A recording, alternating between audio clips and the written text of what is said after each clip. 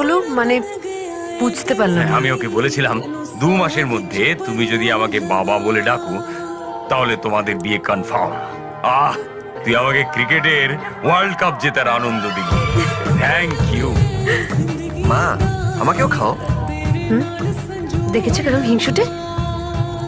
হা কর। Super.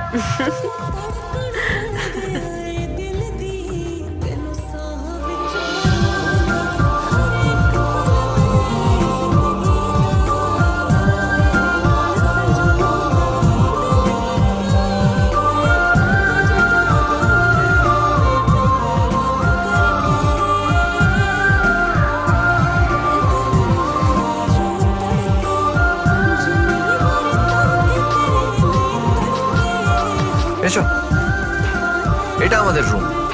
Nice. এই দরজাটা বন্ধ করো না। কেন, কি হলো? আমাদের বিয়ে হয়নি না?